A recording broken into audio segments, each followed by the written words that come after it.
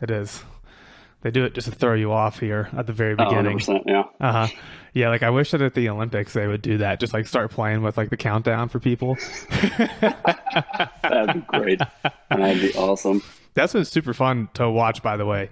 It's killing my bedtime routine because like I'm usually in bed by about 8:30. Yeah. Fortunately, fortunately, the mountain time is I think the best time for any and Oh, all yeah. sporting events. Yeah. It's been miserable for me trying to watch when rugby was still going on Dude, because they were playing at like 3 in the morning. And I'm like, terrible. "Oh, I've got to work. I can't watch it. Could you guys And have the it on at the matches are only station? 14 minutes long. So it's like, Is that right? They're uh, only 14 minutes? so for sevens rugby, yeah. So sevens is Interesting. obviously seven aside, 2 7-minute halves, and 15s, which everyone considers real rugby, is 15 aside and 40-minute halves. So That's a fast game. I didn't realize that. yeah, but you cover because it's the same exact field size, but instead of 15 players, it's 7 players. So it's a lot of running. It's You're never exhausting. not running. Exactly, you're running the entire day. It's And you're probably exhausting. sprinting the whole time. Yeah, the first time I played rugby was a sevens tournament in Asheville, actually, Hmm. in the summer, and it was awful. I had, like I said, transitioned from heavy lifting to rugby within the span of a month, and then was out there in like 90-degree weather Just sprinting. thrown into the fire. It was disgusting. I thought I pulled pretty much everything. That's true. Yeah, like the first time you like really go back to sprinting, running, cutting from having not done it in a while, you Mm-hmm. wake up the next day and you're like, "Who in the It world hurt. beat me with a bat last night while I was Yeah, sleeping?" like I can squat all day and feel fine, but then I go running and stuff. So like the heavy conditioning day that I did a couple days ago, running the 400s, like yesterday, my adductors and stuff were just like, "What did you do? Torched. Why did you do that? That was mean. Stop doing Hmm. that." But yeah, like throwing cleats on and stuff too. My feet hurt. Everything. It's awful. Yeah, actually, I need to buy some cleats. I haven't had a good pair of cleats since college, Yeah. and I had like an old pair of cleats that someone had given me. And when I first Yeah. moved to Salt Lake, I found these guys are just playing pickup flag football on a Saturday, and I was like, I love Mm. this. Like, I'll come play with you guys. Yeah. So I break out the old cleats, first cut. Like I plant on my left foot to go back to my right, and like the whole bottom of the cleat just comes off entirely. I can see The whole that. Yeah. thing. I And I was played like, my son of whole a rugby bitch. career on some really cheap Adidas soccer cleats is what I Hmm. played my 2 years of rugby with, and I actually still have them. I'm actually supposed to be going out to practice tomorrow night. I may be going out Hmm. and seeing if my 35-year-old body can still play a little bit more rugby.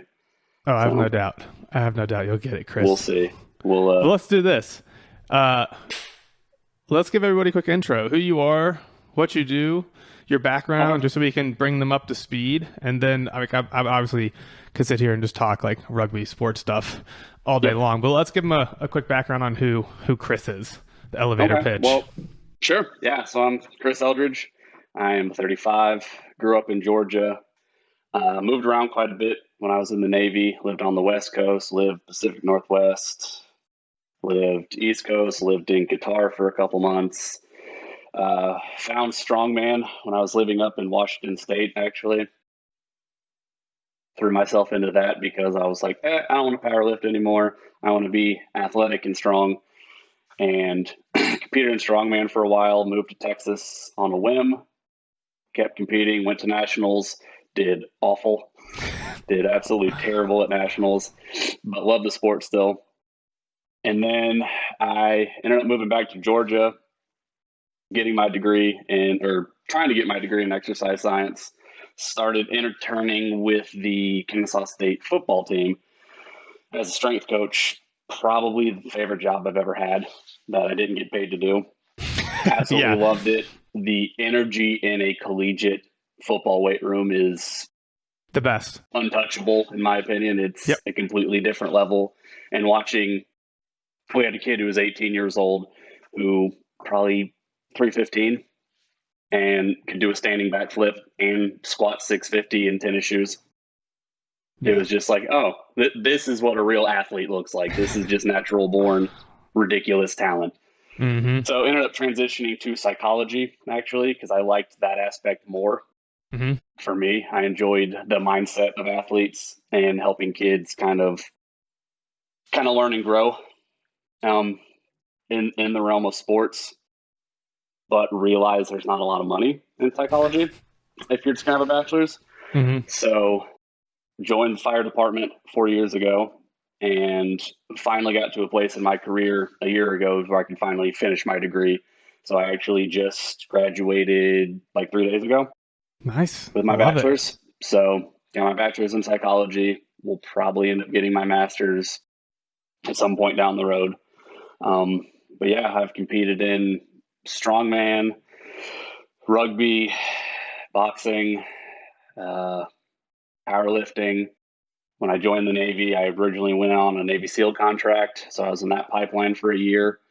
So if you can consider getting beat up by a bunch of trained killers a sport, I did that as well for a year. And now I work at the fire department and trying to just be a healthy all around athlete and not just strong or not just fast. So the job kind of requires a little bit of everything. Mm-hmm. So that's kind of how I stumbled onto Rebel. Is I got a little tired of just being strong, and then I spent a lot of time just working on cardio. I didn't have any strength, so I was like, it's time to trust my programming to someone else and actually be a little bit more well-rounded. Yeah, was that kind of the big inflection point for you? Because like you it's kind of funny because your background, you're like the most interesting man, and in a sense, like the commercial, it's like the most interesting man of I've fitness and training. I've done everything. A million different things. A lot of it is because I grew up with ADHD, so I get really bored really quick. Yeah. And I always want to be competing or doing something. Because little backstory, a little sad story about me is I grew up very, very, very unathletic and kind of a weak kid, and was on Ritalin as a kid. So I was like, 50 pounds and no athletic ability, and got picked on, the whole 9 yards. And then I found the gym my senior year of high school. Like a lot of people's story, they kind of fell into reading Muscle and Fitness and, I'm going to be a giant bodybuilder one day. Oh yeah. And then Arnold's bodybuilding book for sure is like a fan favorite. Yep. I've got Arnold's bodybuilding book. It's still in my library. And it's a classic. Yeah. And the fun fact, I don't think I've ever looked at it for more than 5 minutes in the 15 years I've owned it, but I have it because I was supposed to. But yeah, I've just always wanted to. I grew up like a really scared kid. And so as I got older, I was like, I just want to try things. So I did the Navy SEAL thing. That didn't work out. Got out and moved to Texas and co-owned a gym. Didn't love the gym owning aspect because you don't get to coach as much. It's all about business. Revenue. And I was like, that's not as fun either. So I was like, collegiate strength and conditioning. That'll be fun. Really, really enjoyed that. Mm-hmm. I realized I got started a little late in the game because I didn't start college until I was 27. And so I did my internship at 29 and was nowhere even close to graduating. So I was like, man, with GAs and everything else, I'm not going to be making money until I'm in my 40s. Yeah. And I was like, that's not for me. So fire department seemed like a really cool avenue. I don't have to sit at a desk. I get to do something cool every day. I get to be physical and end up helping people as well. So that was fun. And I was doing strongman while I was interning, but my coach at the time, my boss, kept telling me that you're really, really good at lifting and you're really good at explaining lifting to these kids who don't care about technical terms. They don't care about thoracic spine. They don't care about triple extension. They don't want to hear any of that whatsoever. They want you to give them about 3 simple cues and why this will help them play football. And that's all they care about. Yep. And he was like, you're really, really good at the lifting aspect, but you haven't done a whole lot of the field work. So I was like, okay, I took that kind of as a personal challenge because I thought I was a really good coach. And I was like, you know what? I kind of always wanted to play rugby. So I found a local team at 29 years old and was like, yeah, I'll go play rugby. And so I played rugby for 2 years. And so I'm thankful he kind of challenged me in that way because it taught me a lot as well. It also ended up breaking my leg in 3 places. Nice. so that part wasn't super fun. And it was at practice, not at a game, not anything cool. Cleat got stuck in the grass. Kid hit me in the side of the leg and 3 breaks in my leg later. Yeah. Yeah. That's a tough one. But yeah, So to circle back here, so you've been with us at Rebel for, man, Pretty how much since about January January of 20 of this year. of this year of 2021, Yeah, it right? was like December, January-ish. Hmm. Before that, I had bought one of the E programs, Andrew Triana's Athletic Bulls, Yep. and Good so that's how program. I That's a fun kind of one. first heard about Rebel. And then, through the emails and stuff through Rebel, I started kind of researching more, and I was like, so there's programming for me to still get to be strong, but I also get to pretend I'm an athlete again. So it kind of piqued my interest because I wasn't competing in anything anymore. And I was like, I need something. I need some kind of challenge because I'm that guy that I don't want to just go to the gym to go to the gym sometimes. I don't want to Hmm. just go and lift and do a bodybuilding split. It's super boring to me. A lot of people love it. I just need to feel like I'm being useful. And so as far as my career, being a firefighter, I mean, obviously kind of the general public expects us to be in really good shape for when they need us, kind of a break glass in case of emergency profession. Yeah, kind of a And life or so death thing for you and the people that you exactly, help. exactly. You would be surprised with how many people in the profession don't view it that way and don't care about their health. And I could go down a rabbit hole They on want the pension. people's really poor sleep habits. It's really, really bad. People don't think that sleep health is real, but Hmm. yeah, they think that it's, well, I get plenty of workout by us running calls and us doing this training, and they don't realize the effect it has on your heart going from sitting at a resting heart rate of like 50 to all of a sudden the tones drop and you're, 170 beats a minute, which like that, and the kind of effect it has on your heart over time. They Yep. just they don't No. recognize it. They don't think it's a real thing. It's that old school mentality of, just tough it out, just do it. Yep. So So that's kind of what brought me to Rebel, is wanting, I knew I was strong enough to do the job, but I wanted to be able to do the job for a long time, and in 20 plus years when I retire to still have a quality of life. yep. So it sounds like kind of, I guess, back here early 2021 when you first came on board, and your history as well. It's like I feel like you've been on this journey of wanting to be this really well-rounded total package athlete. That's, you want to be strong, you want to be jacked, you Mm-hmm. want to be well-conditioned, you want to be powerful. Like, I don't want any of these things in just isolation. I'm Yeah, greedy and I would like all of these things. So was 100%. Yeah. so was one of the primary problems, and this is what we hear from a lot of people, is like getting any one of those things in isolation they feel comfortable doing and have had success with. Mm-hmm. Where it gets more difficult is when it's like, how do I actually bring all of these things to the table at the same time and still actually feel really good while I do Yeah. so? Would you say Yeah. that's like a fair kind of assessment of where you were before you came on board? Oh, yeah, absolutely. It was, I would go through spurts where I would want to be the biggest, strongest guy in the room for nothing really but pure ego's sake at this point. Yep. And I've always been pretty good at doing that because, again, just in my personal opinion, getting big and strong is one of the easier aspects of fitness, if you will. You kind of just have to go in there, lift the weights, eat the food, Yeah. and a lot of people can get there. There's a lot of really big, non-functional human beings. And then I would go through this whole thing where when I did the charity boxing thing, I ended up dedicating like 9 months of my life to just boxing. And I pretty much Hmm. cut out all lifting and showed up to the day of the match feeling really weak. I didn't feel strong Yeah. whatsoever. So one of my strengths, which was being strong, I took away from myself.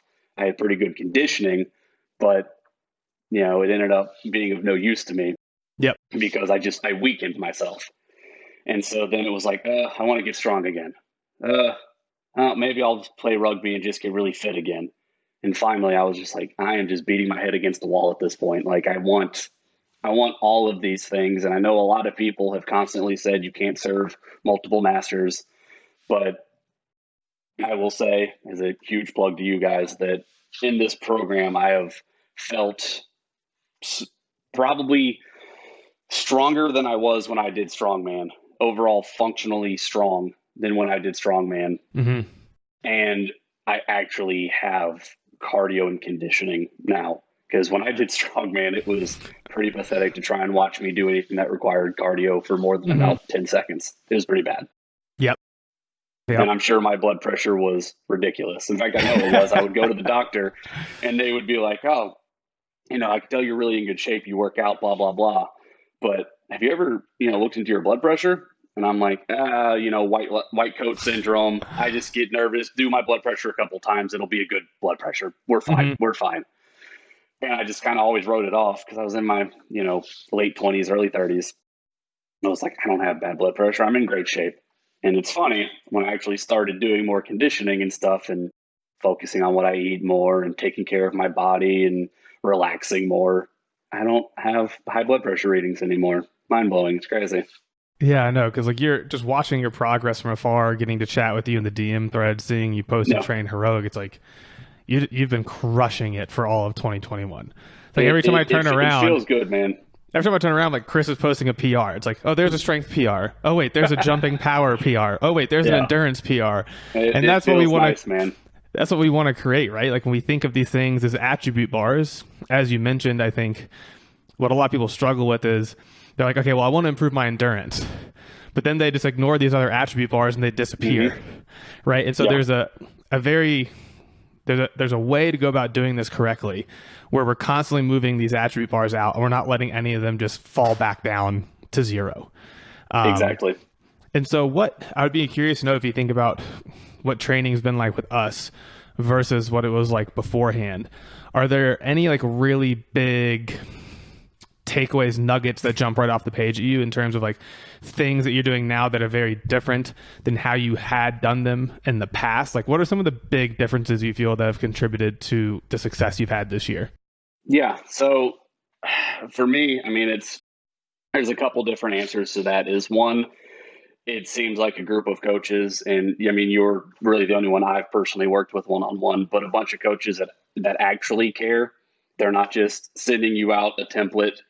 And I've had plenty of online programs I've done from different templates, from Juggernaut to the Cube method to you name it.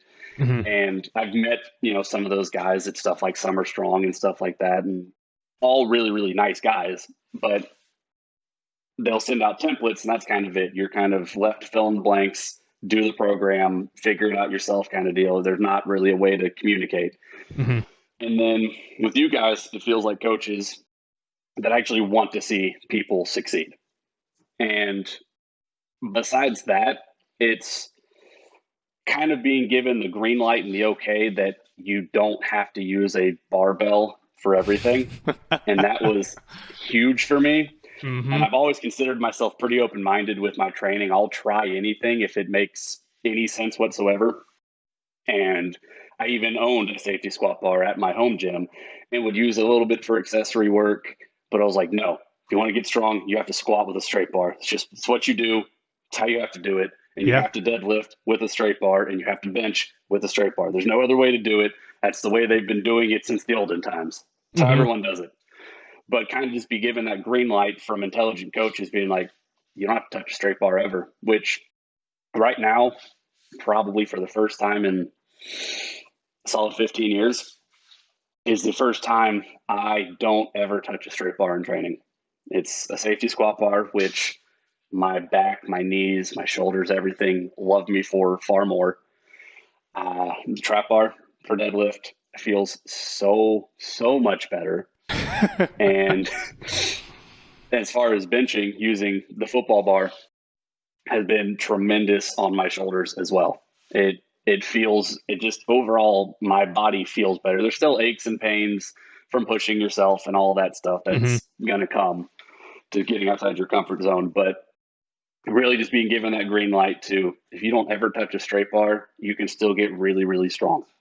And that's what I've done. And it's been tremendous because I would beat my head against the wall trying to get really good at a barbell back squat. And finally it was like, this, it hurts. It doesn't feel right. I don't feel comfortable doing it. I never have. And I had a decent squat. It was nothing fantastic, but it never felt good. I hated it. I would be like, I don't want to do this. My shoulders would hurt. My wrists would hurt. My knees, my back, you name it. And now really doing and hammering safety squat bar, it's like, oh, this is what a squat can feel like. Mm-hmm. Oh, I can do kettlebell goblet squats and get the same effect. What?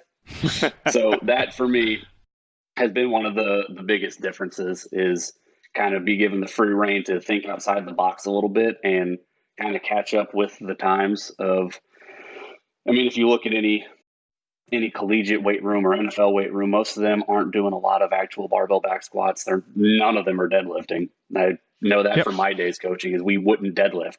We would take the really tall, lanky kids, especially basketball players or tall receivers, Mm-hmm. and if they weren't great at squatting due to their leverages, we would just have them trap bar deadlift, and they're still going on the field and crushing it. And so it was finally just my brain catching up with stuff I knew and finally being given kind of permission. And then the single leg stuff and the single arm stuff has been night and day difference, because I'm in that profession where we're in weird positions all the time. If no one's ever that's listening to this has ever thrown on fire gear, it is miserable. How heavy is fire gear? I have no idea. Like when you're fully loaded up. So fully loaded up, with the jacket, the pants, the boots, an air pack, and a helmet is about 80 pounds. So throw in a tool in your hand, an axe or a Halligan or whatever, you're at another 10 to 15 pounds. Mm-hmm. So you could say on average, 65 to 90 pounds more than what you weigh, plus you're fully insulated. So you are just in a sauna suit this entire time. And the mobility and dexterity in it is non-existent. Your arms aren't moving much past this. Trying to bend over to touch your toes is hysterical to watch a lot of people do. It's a complete game changer for sure. And so you're in weird positions trying to knock down doors, trying to crawl through floors and search for people on your hands and knees in low visibility and stuff like that, climbing ladders, doing whatever. You're never in a normal plane of motion that most people deal with every day. So getting single leg strength and single arm strength and more stability overall has made my job easier. Yeah, I think like the unilateral work is so big and something that people don't do because it's not sexy per se. Exactly. And it's not sexy. Two, it's like it can really crush egos on the front end because you give them like pretty much no weight. You have these big, strong guys, and they pride themselves on the fact that they are big and strong and powerful. And then you put them in a unilateral movement with a low load, and then it's like they're just like they got the shakes. They're all over the place. They're just getting crushed. That was me. Right, but if you can do like a single leg RDL or something, it's pretty hysterical. It's but pretty funny. Even to this day, it's hysterical to watch. But if you can swallow your ego and dive in and commit to doing that work, I can promise you, like, the benefits you're going to get coming back out of that are going to be enormous. And I've talked about this before, where it's this flywheel effect, right? Like a single leg, like a one arm, one leg RDL, it's not really going to get you strong, and it's definitely not going to get you jacked, right? But what it is doing is it's improving that movement competency, that proprioception, that sensory motor work. And then what you realize is when you come back to the big shit we care about, like sprinting, jumping, trap bar, deadlifting, it's like you're just feeding the fire with that type of stuff. Yes. And so, huge recommendation. We've talked about it before, but like swallow your ego, get into your training and do it, because you will reap, promise you will reap the rewards. Absolutely. If you just stay patient with it. One of the really funny things in being at the gym that I'm at, which is they're very honest about it. They're an old school powerlifting gym. They have a lot of record holder lifters and stuff like that. And I mean, there's some tremendously strong guys in there who I've never seen do single leg work. I've never seen really any of them do anything besides squat, if I'm being honest with you. Yeah. But really, really great atmosphere, great guys, but the looks I get when I'm in, they have like a small little back room where they shun you to the corner. Right, yeah. So they have a group that do track throws. They do the discus, shot put, all that stuff. And actually, one of the kids went to the Olympic qualifiers, actually. Oh, cool. So they've got this little back room, and I'll go back there and do my jumps, my single leg jumps and all that stuff. And the awkward looks I get from these giant mammoth human beings of me sitting there, doing single leg broad jumps and stuff like that. They're like, oh, what's wrong with you? Why are you doing that? And it's fun. So I'll transition from that to go deadlift a decent amount of weight and can do it on short rest periods. And they're like, oh, okay. You have our respect now. You can still be strong and still do this stuff. So it's pretty interesting to watch. But it was hard for me to transition into single leg work. I always knew I needed it. And it was just like, man, but it doesn't feel good. And I don't like doing it. So I'm not going to do it. Yeah, I mean, that's one of the biggest values of offloading programming and having a coach, because all of us have those tendencies. Like, even for myself, if I write my own programming, I'm going to avoid the things I need to be doing, because the things that you need to be doing are going to be the things that you probably don't really like. And so 100%. You need someone else who's going to write it for you. And then the people in our population, in our culture, in our group, at least, it's like, if it's on paper and someone's telling you to do it, like, people are going to execute and do it. Exactly. Right, like, it's not a question of if they're going to do it. It's like, if they're left to their own demise, it just never gets on the sheet of paper of what am I going to do today. Exactly. I would either not program stuff I didn't want to do, or I would program everything that I could possibly think of, and it would be like a 4-hour session. And Dude, and by the time I got halfway through it, all the other stuff that I still needed to do, I'm like, I don't have the energy for that. And it would end up being the stuff I don't like doing would get cut out. And then I would just be back to square one. I was going to say, the number of times early in my career, when I was in probably between 22 and 25, the number of times where I was like, yeah, I'm going to sit down, I'm going to write my own program. I'm going to write myself this just awesome, perfect program, right? And it's like, I sit down on a Sunday morning, I finish all my client stuff, I got like a nice pot of coffee, I've got like everything out, and I'm like writing it. And then like, you get a couple hours in and I'm like, I am drastically overthinking this. You get like 100%. Day 3 into the program and you're already changing shit. And it's like, oh, exactly. Like, this isn't feasible. Like, my body doesn't want to handle this. This is awful. No, I'm not doing this anymore.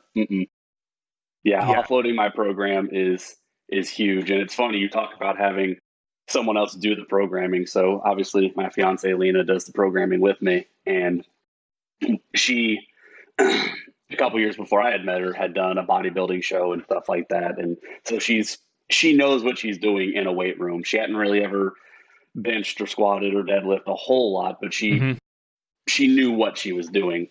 And if it was me telling her to do it, absolutely not. It was, you get out of my face. This is stupid. I don't want to do this. But as soon as you sent it on Train Heroic, she was like, oh, okay, yeah, I guess we're supposed to do that. I'm like, oh, that's weird. Yeah, the couple thing is not a good. It's not a good.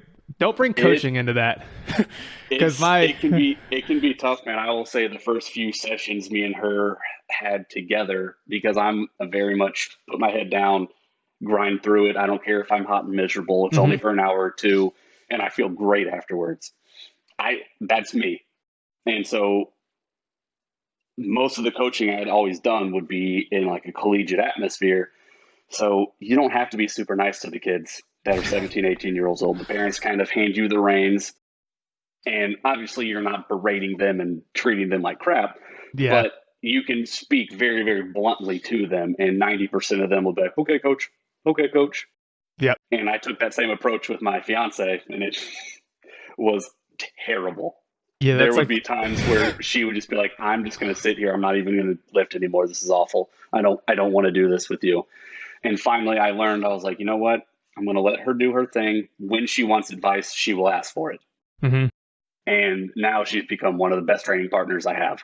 It's been absolutely fantastic, because it's fun to watch her love and enjoy the programming too, and gain a lot of self-confidence through it.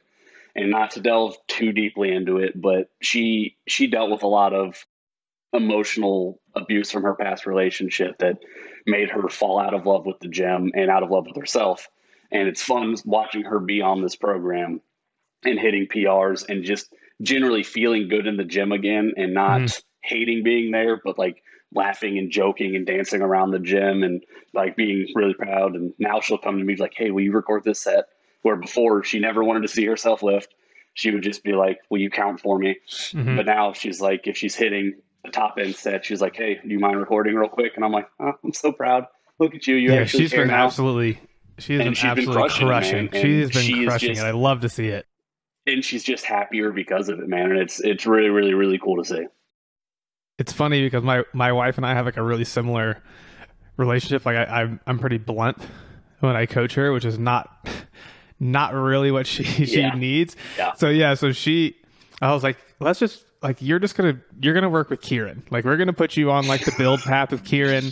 Kieran's amazing. You guys are gonna crush it. And Yeah. yeah, she was like, I'm so glad you did that. This is such a better That's setup than you trying right. to tell me what to do. It's it's hysterical. So it's funny, man, when I decided to actually join the Apex program back at the beginning of the year, she was kind of floundering on what she wanted to do because she had done the glycolytic bowls with me Hmm.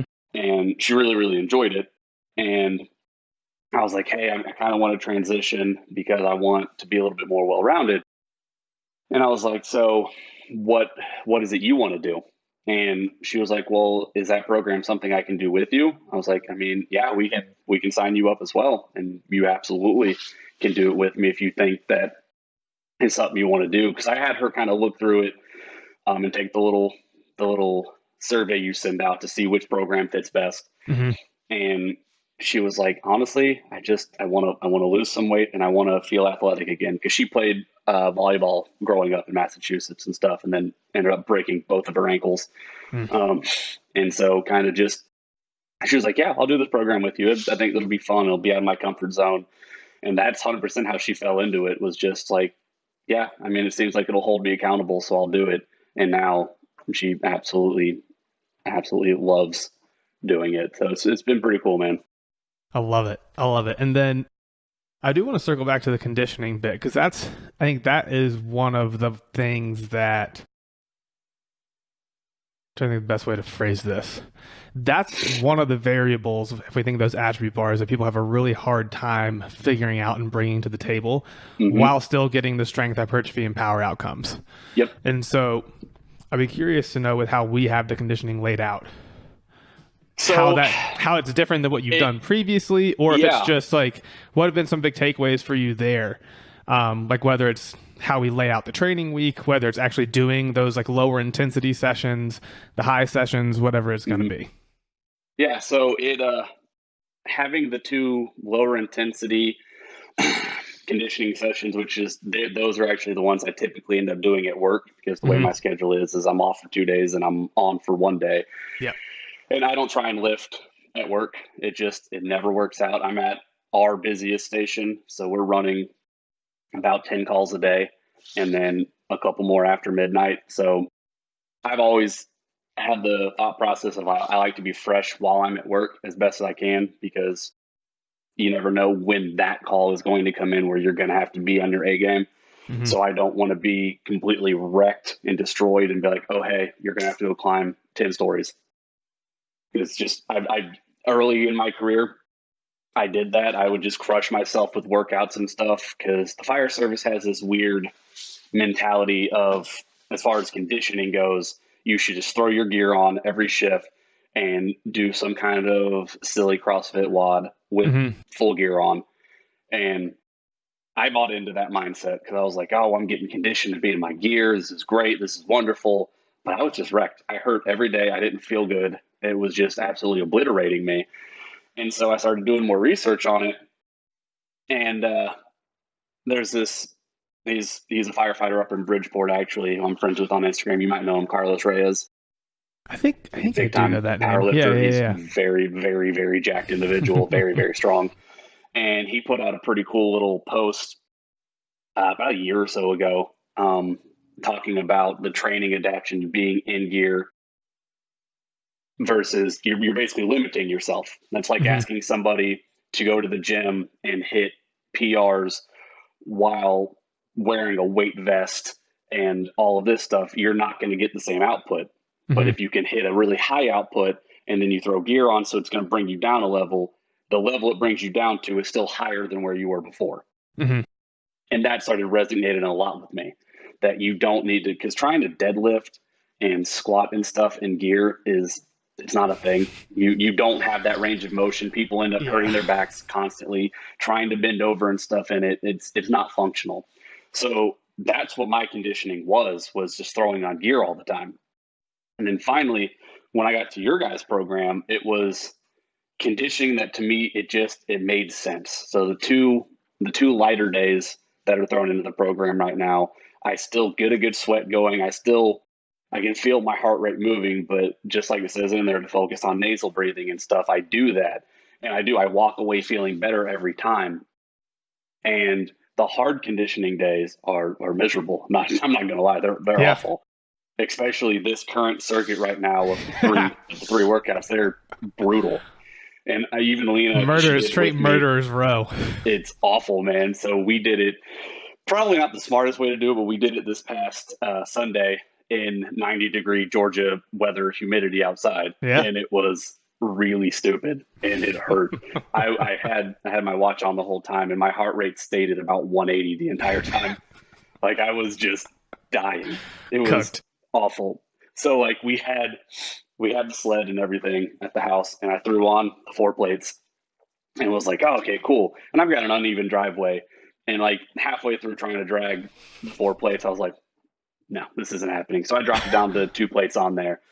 And even that was miserable. But I will say that even though I felt awful, and I don't really run anymore. So with the 400 meters that were on there, I was like, I was like, I'm gonna pick a distance off on our street, and I'm gonna run to it and run back and just kind of see how I feel. But I haven't really run because we don't do a whole lot of running in this program. Yep. And I unless normally you try and unless you avoid do it. like the tempos and stuff as running. Yeah, But yeah. exactly. So I've kind of avoided it because after I broke my leg playing rugby, if I do anything more than like 100, 200 meter sprint, my lower leg, the muscle around my tibia, would start to swell up really, really bad, like almost like compartment syndrome. It would not feel good whatsoever, and it would feel like somebody was squeezing my tibia, trying to break it from the inside, and it would just hurt. And I would have no function in it because breaking my leg kind of screwed up the motion of my ankle a little bit too. I don't have quite as much mobility in one ankle, just the way the leg and the bone ended up setting. And so I try not to do a whole lot of running because that constant pounding would absolutely kill me. And it's funny, I went and did, even while exhausted, I ended up being 400 meters because I timed it on my watch. I ended up doing the 400 meters. And for the first time I broke my leg in 2016. So the first time in 5 years, I had zero pain while running, none whatsoever in my leg. And it used to be like even doing the single leg jumps and stuff, one leg would look ridiculous compared to the other because I had no real strength in that leg. And now when I do the jumps or even running, there is no more pain. So there is definitely a method to the madness. And even though we don't do a lot of running 400 meters did not really gas me like it used to. It's like, oh, I can do this. I can run again. And my conditioning is so much better when I put gear on. Like it just, but those easy days that you guys program, they do enough to keep me in that 120 to 130 heart rate zone to where that's kind of where I normally function at when we're on calls and in gear and stuff is about 130, 140. Because I always have an Apple Watch on me. So I always, after we run a fire call, I'll look and see what my heart rate was the whole time just because I'm a nerd like that. Yeah. But I can function in that heart rate zone and feel really good still and still be able to do a really high output and bring my heart rate back down very, very quickly, which has been fantastic. And I feel a whole lot better doing it because I love it. I redline pretty quickly. Like I can get to a 180 heart rate really easily. And I know we talk about max heart rates and stuff. For whatever reason, I can get to 180 and operate there for a pretty long time. It's probably not healthy. It's probably not a good thing to do, but I can do it because I've never been a super great athlete. So I've always was like, I'm just going to charge ahead. And I can operate at 180 for a while, even though I feel like I want to pass out. So it's nice that I can operate in these zones and I feel better and my resting heart rate has gone down. My blood pressure has gone down. All my blood work, because we get it done every year at work, all of that has gone down. And they were all super impressed. All the doctors that we deal with every year were like, somehow 4 years in, you're getting older, you're 35, you're in your mid 30s, and you have significantly better blood work than most people that work here. And I was like, that's a pretty big win. the older I've gotten, I care more about that kind of Yeah. stuff. I care about the really, really good blood work because that's going to be the rest of my life. I'm not going to be big, strong, and fast at 80 years old. Nobody really is. There's a few freaks out there, but Hmm. it's not going to pay me any service to be able to squat 500 pounds when I'm 80 years old. It's going to do me absolutely no good. Hmm. But being able to have quality of life and a heart that's fully functioning is pretty fantastic. I love that. I love it, man. I think that's probably a good note for us to wrap this on. So if anybody listening that has maybe been on the fence about whether or not to jump on board, join the training team, come hang out, throw down, work with us for the next 12 weeks or longer, what would be your advice or recommendation? So it's actually funny, man. I have people, because I do like to post stuff on my Instagram and stuff like that, Hmm. to get people, especially people I work with, to kind of get out of the mindset they're in of, doing bodybuilding splits for our profession and try and get them to be a little bit healthier. And I get a lot of them that will ask me, what program, what is Rabel? What is Rabel? And I'll, refer them to your social media pages and Hmm. websites and all that stuff. But the advice I would give most people, and that I have given people, is just to trust the process 100%. Similar to Nick Saban at Alabama, it's just trust the process, and it ends up working. Even if you don't feel it sometimes, don't wreck yourself on all the accessory work. Don't go with the feel of your body and trust what is written in the program, even if you don't think you're doing enough. It accumulates, and you are doing enough, and you will feel better and feel more athletic. And it's also just a great community of people that actually are happy for each other. When so much of social media is kind of negative in the lifting world, a lot of times there are no negatives like, oh, well, that squat didn't look quite deep enough. Oh, blah, blah, blah. There's none of that goes on. It's just people being happy for each other and Hmm. people accomplishing the common goal, which is fantastic. Beautiful, man. I love it. Well, Chris, thank you again so much. I know that you just came off a long shift at work, so thank you for chunking out some time to jump on with us today. Absolutely, man. Um, Beautiful, dude. Beautiful. Let's I'm trying to think. Like, do you want to give people a way to follow or reach you on the Instagrams? If not, Sure. if not makes no difference to me. I'll leave that up Yeah. to you. If you would Yeah, like to we be absolutely found, can. where can people find you? So my Instagram handle it's Boogeyman, like Michael Myers, greatest movie of all time. It's Boogeyman_511 at Instagram. That's the only social media that I have. I don't dabble in any of the rest of it, but yeah, absolutely. Beautiful. Fantastic. All right, everybody, have an amazing week. Go throw Chris a follow on Instagram. And yeah, we'll be back next Monday. I believe next Monday we're going to have some more Olympic lifting talks with a coach that I really like and respect, the great and powerful Rufus. It'll be a little bit more of a in defense of Olympic lifts, so that one should be pretty good. So stay tuned. Thank you again, Chris. Absolutely, bud.